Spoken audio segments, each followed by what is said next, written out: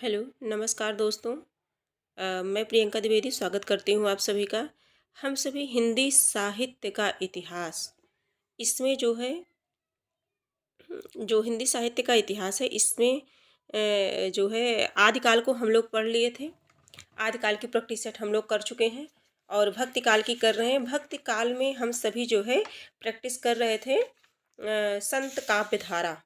संत काव्य धारा के जो है 15 प्रश्न हम लोग हल कर लिए थे और 15 के आगे जो है इसमें प्रश्न नंबर 16 से इसमें प्रारंभ करेंगे। जैसा कि हम सभी जानते हैं कि ये जो क्लास है, ये जो चलाई गई है टेस्ट सीरीज श्रृंखला जो चलाई गई है, ये जो है सभी परीक्षाओं के लिए उपयोगी है। वो चाहे यूपी टीजीटी पीजीटी हो या अन्य राज्य का टीजीटी पीजीटी हो या बिहार शिक्षक भर्ती हो, टीआरई 3 टीआरई 4। तो इस प्रकार से एलटी ग्रेड आने वाली जो भर्ती है उसके लिए भी और यूजीसी नेट जेआरएफ के लिए भी ये बहुत ही महत्वपूर्ण है। तो इस प्रकार से ये सभी जो है प्रतियोगी परीक्षाओं के लिए इम्पोर्टेंट है और हम सभी कुछ क्वेश्चन को करते हैं डेली, उन्हें अच्छे से समझते हैं, याद करते हुए चलते हैं। तो इसी क्रम में हम सभी जो है आज प्रश्न नंबर 16 संत काव्य धारा प्रश्न नंबर 16 को देखते हैं कि इसमें क्या है। प्रश्न नंबर 16 है हमारा, संत काव्य नाम किसने दिया? Acharya Ramchandra Shukla option A, option B Rahul Sankrityayan, option C Ram Kumar Verma, option D है हजारी प्रसाद द्विवेदी।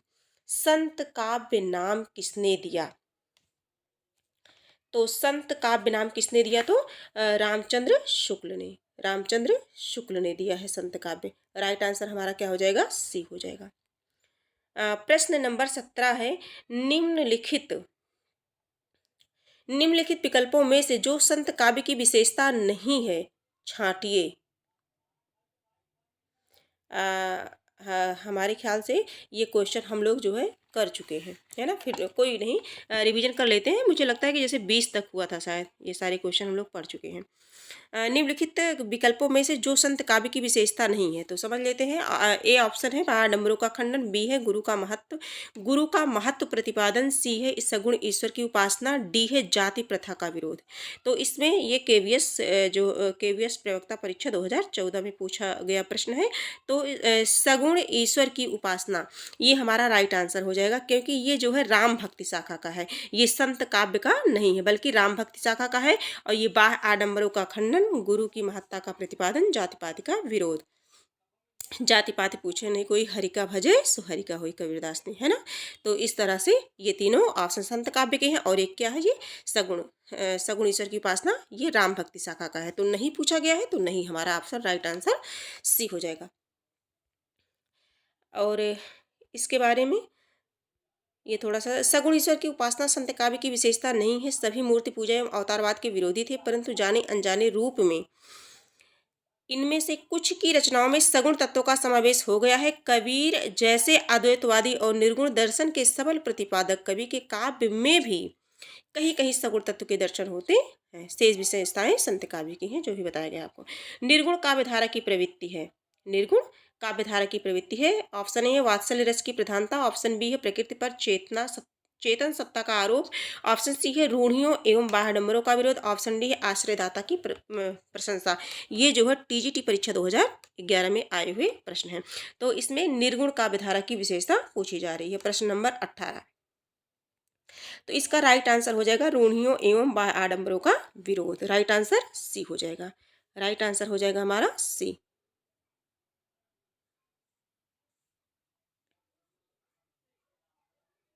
सी क्या है? रूढ़ियों एवं बाह्य आडंबरों का विरोध, ये वाला ऑप्शन हो जाएगा। ठीक है, ये है, ये सभी हम लोग पढ़ चुके हैं, समझ रहे हैं इसे। आगे देखेंगे ये प्रश्न नंबर जो है, ये भी क्वेश्चन हो गया था, ये एक प्रश्न हो गया था। 20 नंबर का प्रश्न देख लेते हैं फिर से। रामचंद्र शुक्ल ने किस पर स्वतंत्र रूप से आलोचना नहीं की है? हाँ, यहाँ तक हुआ था, 20 प्रश्न तक हुआ था। कोई नहीं, रिवीजन कर लेते हैं। रिवीजन जो है बहुत ही महत्वपूर्ण होता है किसी भी परीक्षा के लिए। रामचंद्र शुक्ल ने किस पर स्वतंत्र रूप से आलोचना नहीं की है, पूछा गया है। तो ऑप्शन ए है तुलसीदास, ऑप्शन बी है कबीरदास, ऑप्शन सी है सूरदास, ऑप्शन डी है जयसी। तो इसका राइट आंसर हमारा हो जाएगा कबीरदास। इन पे जो है स्वतंत्र रूप से आलोचना नहीं की है। और किस नंबर पर प्रश्न है, भाषा बहुत परिष्कृत और परिमार्जित ना होने पर भी कबीर की उक्तियों में कहीं कहीं विलक्षण प्रभाव और चमत्कार है। प्रतिभा उनमें प्रखर थी, इसमें संदेह नहीं, पंक्तियों के लेखक हैं। ऑप्शन ए है डॉक्टर नगेंद्र, ऑप्शन बी है आचार्य हजारी प्रसाद द्विवेदी, ऑप्शन सी है डॉक्टर राम मूर्ति त्रिपाठी, ऑप्शन डी है आचार्य रामचंद्र शुक्ल। ये जो है जीआईसी प्रवक्ता 2012 में पूछा गया था। यूपीपीएससी एलटी ग्रेड परीक्षा 2018 में भी ये प्रश्न आया हुआ था। देखिए इसी प्रकार से प्रश्न रिपीट होते हैं। और इसका देख लेते हैं, भाषा बहुत परिष्कृत और परिमार्जित है। ये बहुत ही समझिए एक प्रकार से रटा हुआ कोटेशन है ना। ये सब हमेशा जुबान पे होना चाहिए। परिष्कृत और परिमार्जित, परिष्कृत और परिमार्जित की बात कौन करता है, ये करते हैं आचार्य रामचंद्र शुक्ल का कथन है। किसका है, आचार्य रामचंद्र शुक्ल की ये पंक्तियां हैं। तो राइट आंसर हमारा क्या हो जाएगा, राइट आंसर हो जाएगा डी, है ना, शुक्ल जी की पंक्तियां हैं। हाँ डी। अगला प्रश्न है हमारा, प्रश्न नंबर 22 पूछ रहा है कि सदुक्कड़ी भाषा से आशय है। ऑप्शन ए है जिसमें कूटिक्तियों का प्रयोग हो, जिसमें कूटिक्तियों का प्रयोग हो। ऑप्शन बी है जिसमें अक्खड़पन की झलक हो। ऑप्शन सी है जिसमें अनेक प्रांतीय भाषाओं बोलियों के शब्दों का मिश्रण हो। ऑप्शन डी है जिसमें साधु संतों की गुप्त बातों के संकेतांक हो। ये भी पीजीटी परीक्षा 2015 में पूछा हुआ प्रश्न है। अब इसमें सदुक्कड़ी भाषा से आशय मुझे पूछा गया है, हम सभी से पूछा गया है। तो इसका जो राइट आंसर हो जाएगा वो हो जाएगा सी, जिसमें अनेक प्रांतीय भाषाओं बोलियों के शब्दों का मिश्रण हो। और ये जो है सदुक्कड़ी बोली किसमें किसकी है, कबीरदास, है ना। राइट आंसर सी हो जाएगा।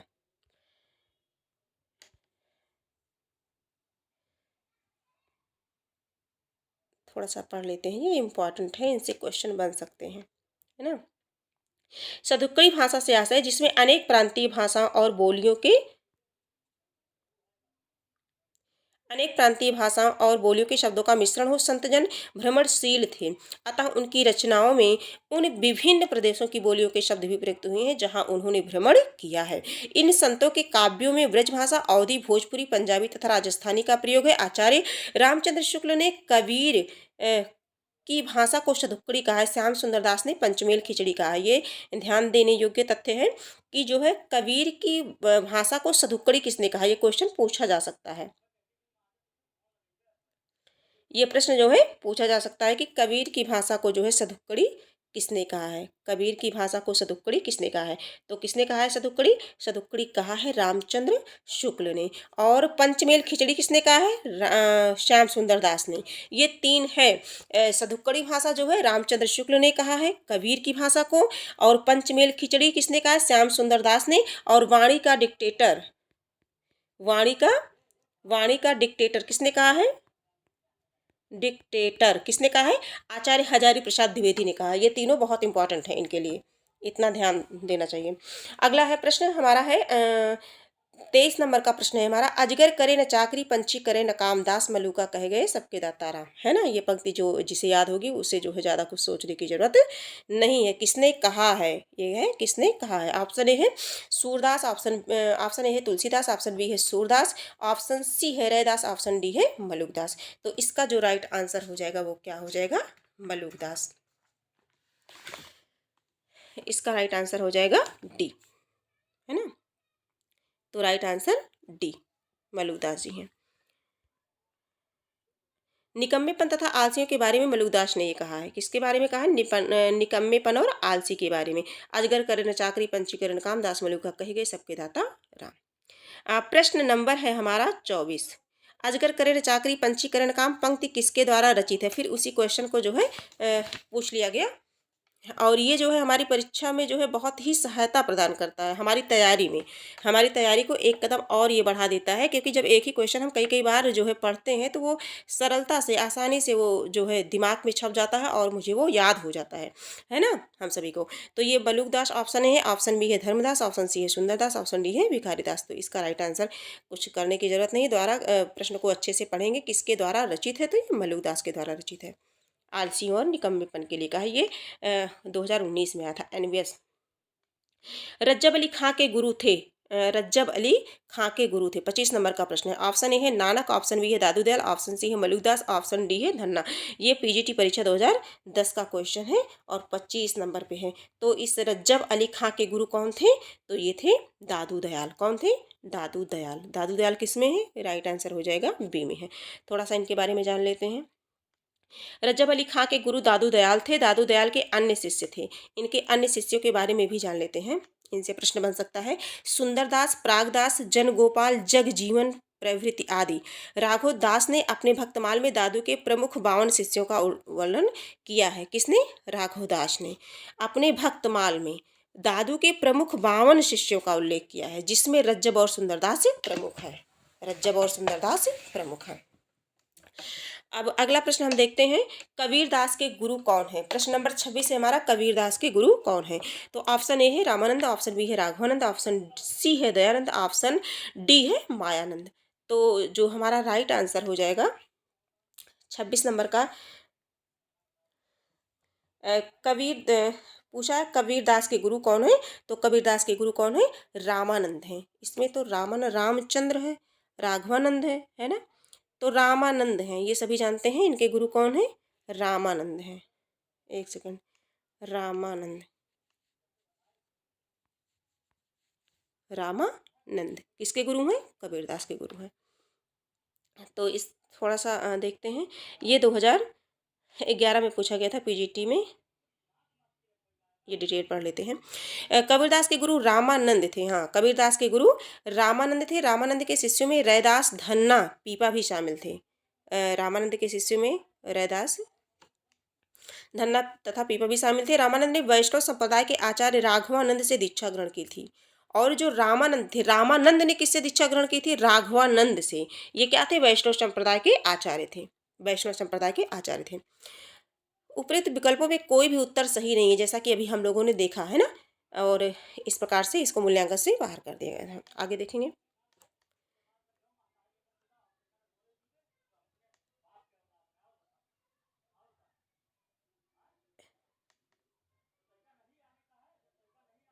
प्रश्न नंबर 27 है। कबीर के गुरु का नाम क्या है?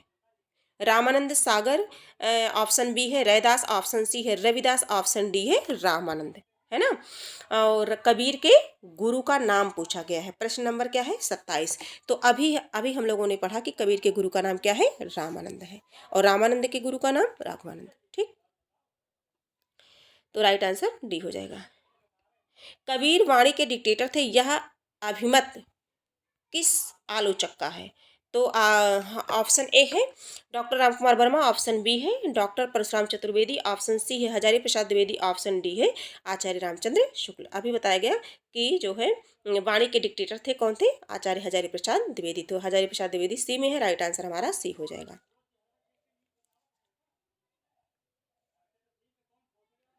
कबीर वाणी के डिक्टेटर थे, यह अभिमत हजारी प्रसाद द्विवेदी का है। कबीर साहस पूर्वक जन बोली के शब्दों का प्रयोग अपनी कविताओं में करते हैं। बोली के ठेठ शब्दों के प्रयोग के कारण ही कबीर को वाणी का डिक्टेटर कहा है। किसके कारण? बोली के ठेठ शब्दों के कारण। ठीक, वाणी के डिक्टेटर थे, यह कथन किसका है? तो ये जो है कथन है, ज़्यादा टाइम इसमें नहीं लेंगे क्योंकि ये कथन आचार्य हजारी प्रसाद द्विवेदी का है। और कबीर वाणी के डिक्टेटर थे, कथन के लेखक हैं। फिर उसी क्वेश्चन को पूछ लिया गया है। तो ये जो है 30 नंबर का जो क्वेश्चन है, ये हजारी प्रसाद द्विवेदी है।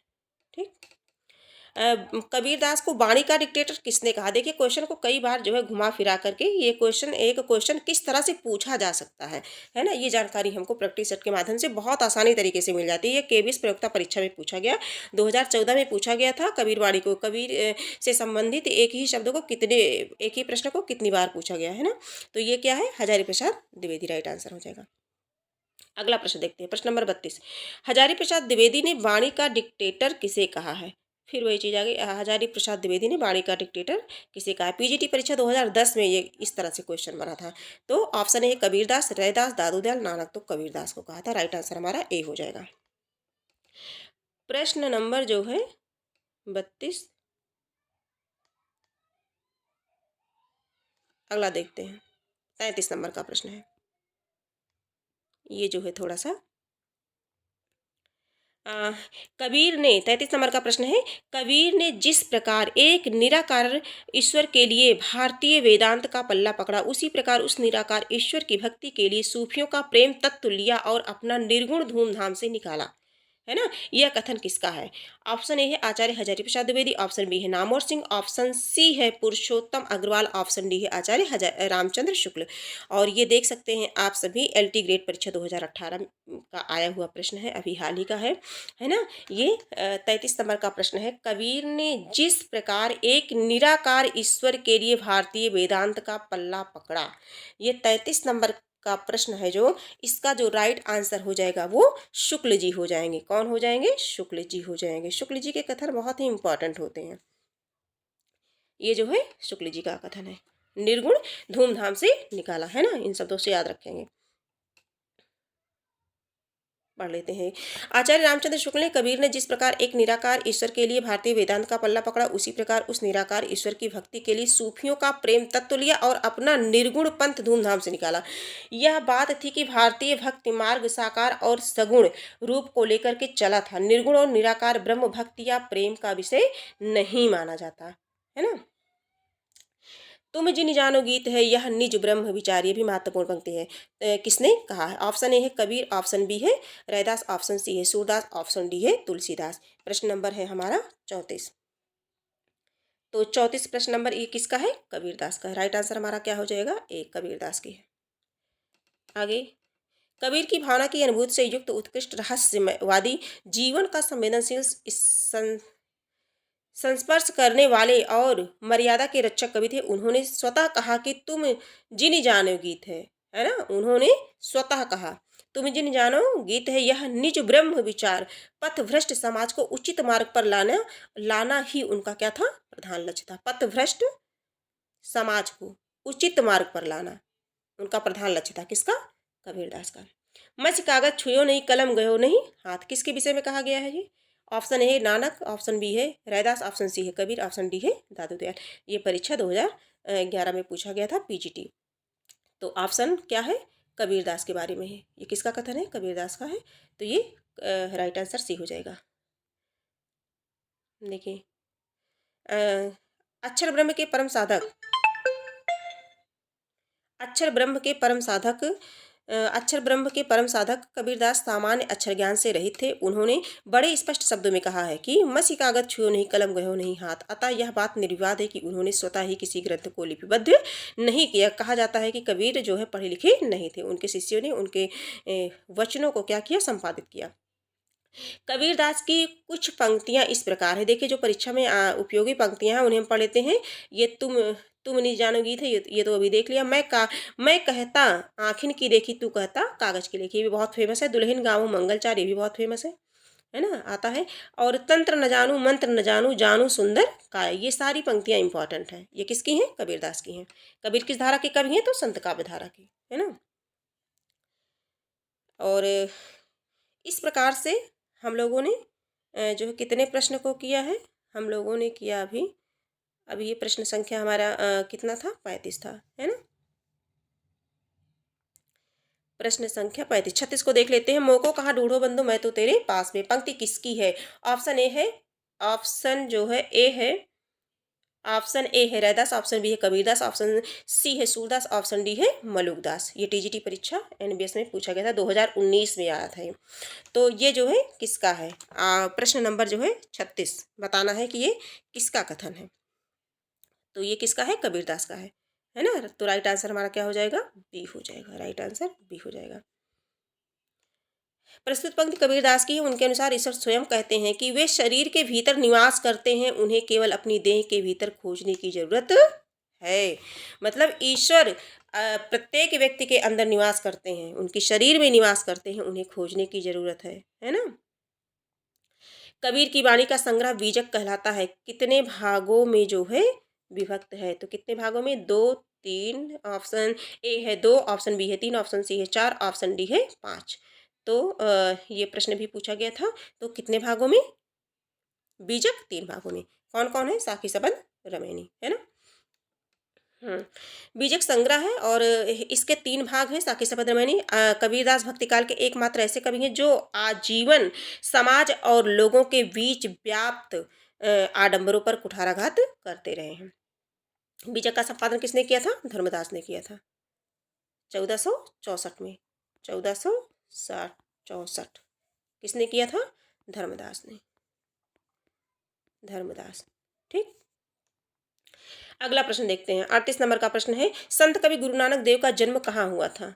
तो ऑप्शन ए है अमृतसर, ऑप्शन बी है तलवंडी, ऑप्शन सी है नादेड़, ऑप्शन डी है ननकाना। ये परीक्षा 2016 टीजीटी में आया था, है ना। तो इसमें गुरु नानक देव का जन्म 38 नंबर का प्रश्न है। तो हम सभी इसे जानते हैं, ये कहाँ हुआ था? तलवंडी में हुआ था। 1469 से 1538 ईस्वी में जन्म लाहौर के निकट राई भाई की तलवंडी ग्राम में हुआ था। इनके पिता का नाम कालूचंद तथा माता का नाम तृप्ता था। कभी कभी माता वाता का नाम पूछ लिया जाता है, तो ये ध्यान देना होगा हमें कि पिता का नाम कालूचंद और माता का नाम तृप्ता था। उनका जन्म स्थान अब ननकाना साहिब नाम से प्रसिद्ध है। इनकी पत्नी का नाम सुलक्षणी था। इनकी पत्नी का नाम सुलक्षणी था। पुत्रों का नाम श्रीचंद्र और लक्ष्मीचंद्र था। पुत्रों का नाम श्रीचंद्र और लक्ष्मीचंद्र था। श्रीचंद्र ने उदासी संप्रदाय का प्रवर्तन किया। उदासी संप्रदाय के प्रवर्तक कौन है? श्रीचंद्र हैं। और श्रीचंद्र किसके पुत्र हैं?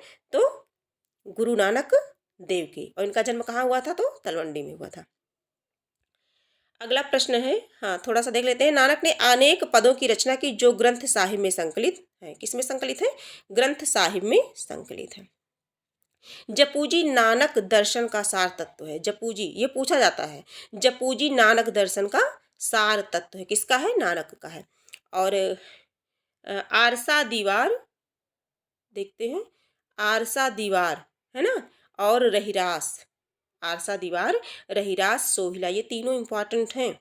आरसा दीवार, रहिरास, सोहिला, इनकी प्रसिद्ध रचनाएं हैं। इनकी प्रसिद्ध रचनाएं हैं।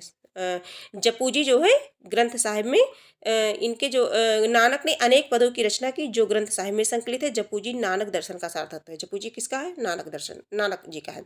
और आरसीवाद, रहिरास और सोहिला इनकी रचना है, प्रसिद्ध रचनाएं हैं। तो इस प्रकार से हम लोगों ने क्या किया? 20 प्रश्नों को हम लोगों ने पढ़ा, है ना। अब ये सूफी काव्य, सूफी काव्य को अगली संत काव्य को हम लोगों ने कंप्लीट कर दिया और सूफी काव्य को हम लोग जो है देखेंगे अगली क्लास में। तब तक के लिए जो है धन्यवाद।